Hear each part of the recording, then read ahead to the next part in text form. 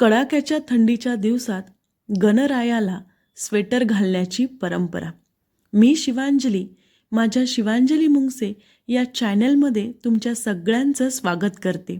या व्हिडिओला शेवटपर्यंत नक्की पहा. स्वेटर घालणाऱ्या सारसबाग गणपतीची ही आहे अनोखी परंपरा. सारसबागच्या सिद्धिविनायक गणपतीची ही एक अशी परंपरा आहे जी महाराष्ट्रातील इतर कुठेही आपणास दिसत नाही. ही परंपरा फक्त परंपरा नसून भक्ती, प्रेम, भावना आणि कृतज्ञतेची जिवंत निशाणी आहे. अनेक वर्षापूर्वी सारसबाग परिसरात रात्री खूप थंडी पडत असे. त्यामुळे गणरायाची मूर्ती या थंड वातावरणात आणखी थंड पडत असे.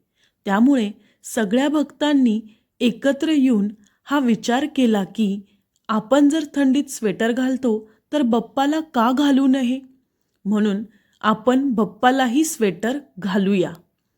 आणि सगळ्यांनी हा विचार केला आणि तेव्हापासून ही परंपरा सुरू आहे. ती आजही सुरू आहे. गेली 30 वर्ष झाली ही परंपरा अशीच सुरू आहे. 7 दिवस बाप्पाला 7 वेगवेगळे रंग आणि त्या रंगाची सेम टोपी घातली जाते. रात्री थंडी पडू लागली की स्वेटर घातलं जातं आणि सकाळी पूजेच्या वेळी ते स्वेटर काढले जाते. हे बाप्पाचं गोजीरवाणं रूप पाहण्यासाठी अनेक भक्त दूरवरून तिथं येतात. मग तुम्ही कसली वाट पाहताय? या बाप्पाचं गोजीरवाणं रूप पाहण्यासाठी तुम्ही कधी भेट देताय? तुम्हाला जर व्हिडिओ आवडला असेल तर मला कमेंटमध्ये नक्की सांगा.